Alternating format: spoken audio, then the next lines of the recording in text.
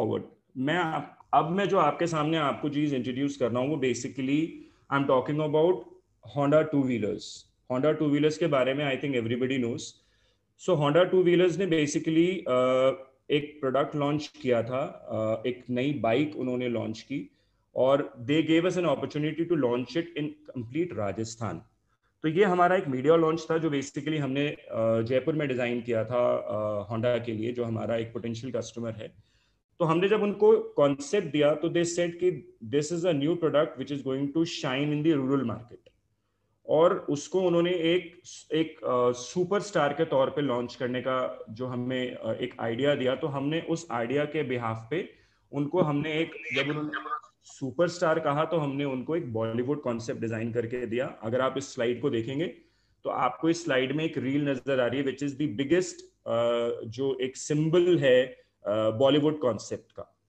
So this reel depicts कि आपने उसको बॉलीवुड कॉन्सेप्ट पे डिजाइन किया, and this was the first initial creative which our designer designed for their potentials. Next, जैसे मैंने आपको बताया था कि आपको then you have to design an invitation. तो होंडा में एक प्रोसेस है कि वो कभी भी डीलरशिप या नीचे वाले सिस्टम से नहीं जाते, हमेशा उनके इनवाइट्स जो हैं उनके प्रेसिडेंट और उनके सीईओ के बिहाफ पे जाता है। So this was an invitation, एक राइटअप जो है वो बेसिकली हमने डिजाइन करके दिया था। तो आपके पास एक कंटेंट राइटिंग की टीम भी अच्छी होनी चाहिए। Sorry I missed out, but you should have a good content writing team to design your creatives, because words बहुत ज्यादा मायने रखते हैं आपके हर चीज में। सो ये हमने एक छोटा सा उनको इनवाइट डिजाइन करके दिया था विच वॉज फ्लोटेड, जो सब कुछ सर्कुलेट हुआ था। Now coming to the next, ये बेसिकली कुछ सैंपल क्रिएटिव्स हैं। तो आप ये समझिएगा कि जब भी आप किसी क्लाइंट को कुछ भी डिजाइन करके दे रहे हैं तो हमेशा उनको ऑप्शन जरूर सजेस्ट करें। आप उनको 2 या 3 ऑप्शंस दें ताकि at least they have the liberty to choose from your designs, और आपकी क्रिएटिविटी उनके सामने निकल कर आएगी कि आपका एक ब्रेनस्टॉर्मिंग किया हुआ काम है और आपने उनको ऑप्शंस दी हैं जिसमें उनके पास लिबर्टी है चूज करने की।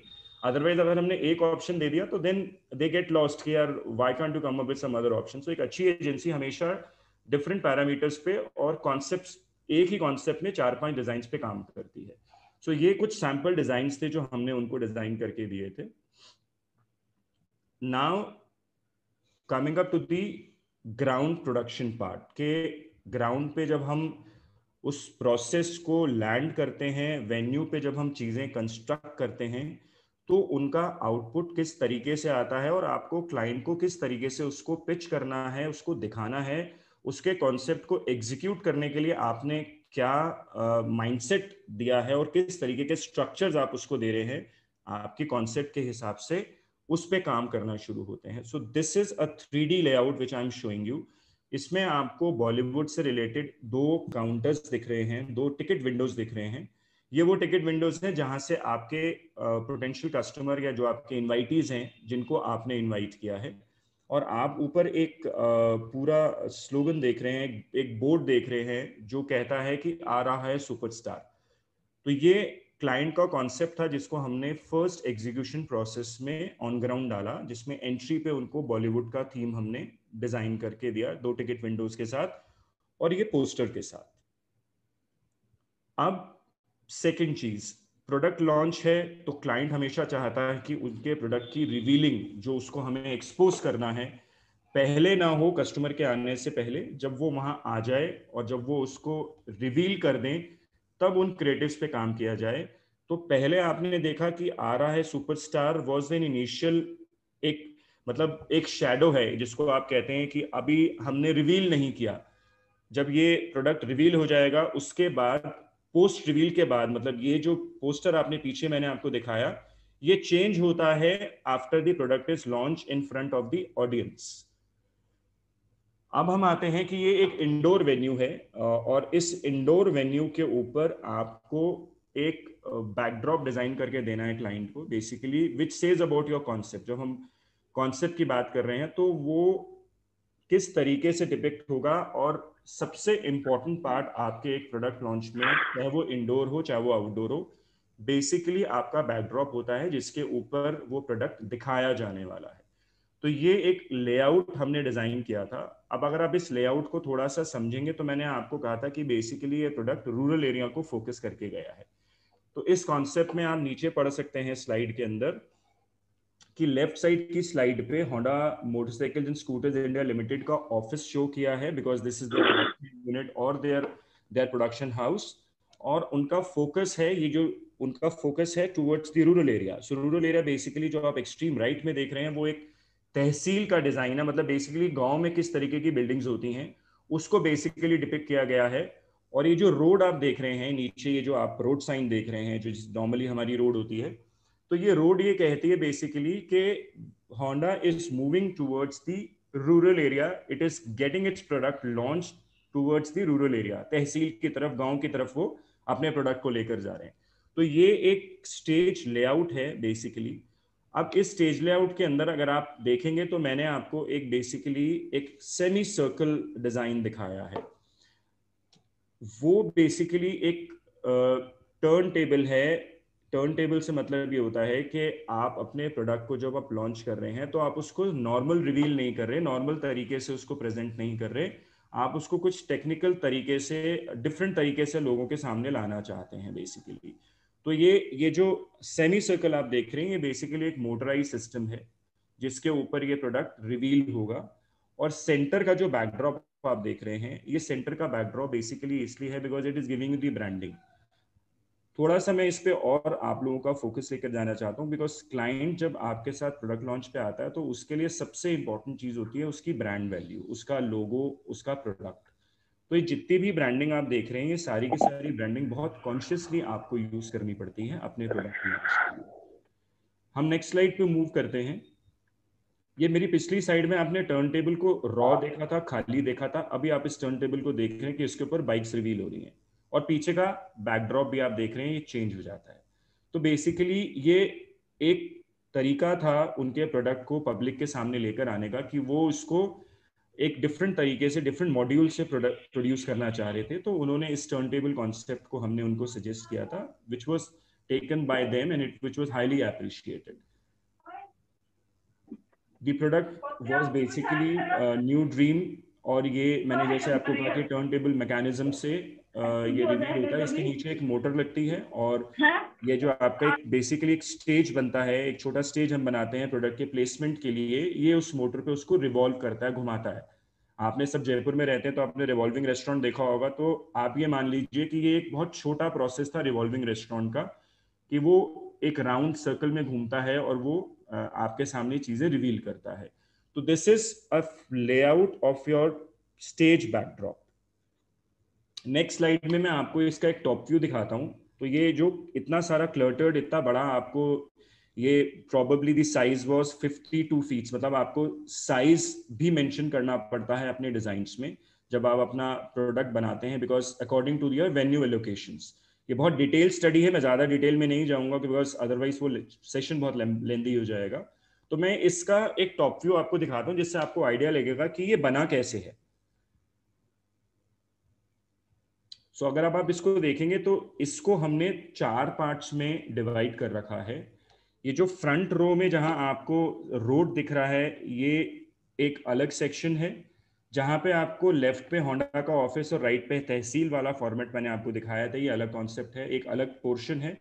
उसके पीछे टर्न टेबल के लिए एक अलग पूरा सेक्टर लगता है। तो ये मोटा मोटा आपका, जब आप इसको डिजाइन करेंगे तो ये काफी बड़े स्केल पे, काफी बड़े उसमें जाएगा और अलग अलग पार्ट्स में ये डिवाइड होगा। तो ये टेक्निकलिटीज हैं, ये जब आप अपना इवेंट मैनेजमेंट का कोर्स शुरू करेंगे और जब आपको प्रोडक्शन सेटअप सिखाए जाएंगे तब ये आपके लिए ज्यादा आसान होगा समझना। बट अभी सिर्फ मैं आपको इतना कह सकता हूँ कि आपको इसको 3-4 पार्ट्स में डिवाइड करना पड़ता है to give a good execution. Coming to the next slide, ये प्रोडक्ट लॉन्च के बाद का, पहले हमने जो देखा वो प्रोडक्ट लॉन्च से पहले का एक लेआउट था, और अब जब हम देख रहे हैं तो ये प्रोडक्ट लॉन्च के बाद का लेआउट है।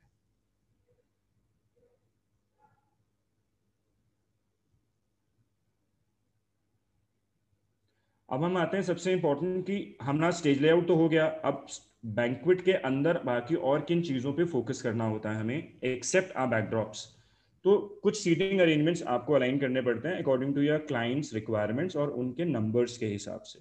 तो you have to give hotel staff को आपको इंस्ट्रक्ट करना पड़ता है कि आप किस तरीके का उनको सीटिंग प्लेसमेंट्स दे रहे हैं, बिकॉज होटल भी आपके इंस्ट्रक्शंस पे और आप क्लाइंट के इंस्ट्रक्शंस पे काम करते हैं। अब जब हम बात कर रहे हैं कि हमने इसको रूरल कॉन्सेप्ट के ऊपर रखा था, तो अगर हम सिर्फ बैकड्रॉप बना के छोड़ देंगे तो हमारा जो हॉल है, जो बैंक्वेट हॉल है, वो थोड़ा खाली सा लगता है। तो हमने उसमें कुछ सजेशंस क्लाइंट को दिए and we created something which was related to Rajasthan. तो ये अगर आप देखेंगे तो ये थोड़ा सा राजस्थानी टच एंड फील लिया हुआ है। कुछ मांडने हैं, कुछ क्लॉथ ड्रेप्स हैं, कुछ मटके हैं। तो ये बेसिकली रूरल कॉन्सेप्ट को डिफाइन करते हैं। तो ये एक टच एंड फील देता है वहां पे वॉक-इन्स को कि आपने जो कॉन्सेप्ट डिजाइन किया वो किस सेगमेंट को और किस एरिया को टारगेट कर रहा है। Then this is the another layout जहां पे आपके पास ये एक प्रेस लॉन्च था बेसिकली। तो अगर आप इस टॉप लेआउट में देखेंगे तो आपके पास मीडिया का प्लेसमेंट, क्योंकि सिटिंग अरेंजमेंट भी बहुत जरूरी है। आपने क्लाइंट को उनका सिटिंग अरेंजमेंट दिया, प्रेस को दिया, आप बेसिकली इसके अलावा जो टीम है क्लाइंट की उसका सिटिंग अरेंजमेंट दिया। उसके अलावा देन सबसे इंपॉर्टेंट चीज होती है कि आपके जो ऑपरेशंस हैं स्टेज के ऊपर जहां पे आप ऑडियो विजुअल्स ऑपरेट करेंगे, उसको भी समझना बहुत जरूरी है। वो भी टेक्निकलिटीज में जाता है, but just for an idea कि उसको कंसोल कहते हैं, जहां से सारी की सारी चीजें ऑपरेट होती हैं आपकी। स्टेज का जितना भी ऑपरेशन है, एलईडी का, लाइट साउंड का, माइक्स का, that is operated through a console. तो कंसोल के प्लेसमेंट को भी आपको दिखाना पड़ता है। So this is a layout where ideally you give them an idea that how are you going to place everything in your banquet. Then ये कुछ टेक्निकलिटी क्लाइंट की तरफ से है कि भी बेसिकली वो किस तरीके से अपने प्रोडक्ट के डिफरेंशिएशन को देना चाहते हैं। तो उन्होंने 2 इंजन्स वहां पे प्लेस कर दिए उतनी टेक्निकल्स के साथ कि पुराने वाले में क्या प्रोडक्ट था और नए वाले में उन्होंने क्या चेंजेस किए हैं स्पेसिफिकेशन के साथ। तो डीलर्स और जो ऑडियंस हैं, अगर वो इसको रिव्यू करना चाहते हैं, कोई पोटेंशियल कस्टमर है, तो वो समझ सकता है अगर वो टेक्निकलिटीज में समझता है तो। Now coming to the next part, the client wants कि आपने ये सब तो कर दिया, क्रिएटिव्स बना दिए, स्टेज डिजाइन्स बना दिए, लेआउट्स बना दिए, सिटिंग दे दिया, सब कुछ कर दिया, लेकिन वहाँ जो जो उनका स्टाफ है या जो उनके लोग हैं, उनके लिए उस पर्टिकुलर इवेंट के लिए आपको आउटफिट्स भी डिजाइन करने पड़ते हैं। This is a very big potential for the corporate learners कि आपके पास एक इंस्टीट्यूशनल सप्लाईज का मतलब बेसिकली ये है कि आप मर्केंडाइजिंग, बेसिकली ये जो छोटे आउटफिट्स जो होते हैं क्लाइंट्स के लिए, उनको भी आप डिजाइन कर सकते हैं आपकी क्रिएटिविटी में। और you can enhance your billing as well. मतलब मुद्दे की बात करें तो पैसा कहाँ से कमाया जा सकता है, ये उसका एक एग्जाम्पल है आपके लिए। तो ये मर्केंडाइजिंग, बेसिकली इसको टेक्निकल टर्म्स में मर्केंडाइजिंग बोलते हैं, जिसमें आउटफिट्स आते हैं और बहुत सारी चीजें आती हैं जो डिटेल में डिस्कशन की चीजें हैं। But just for an event perspective अभी हमने ये डिजाइन्स उनको बना के दिए कि this is all what we are going to create it for you. तो ये बेसिकली जो मैंने आपको अभी तक दिखाया है, ये बेसिकली वो 3D लेआउट्स थे जो हमने क्लाइंट को बनाकर दिए थे जस्ट फॉर अ रेफरेंस।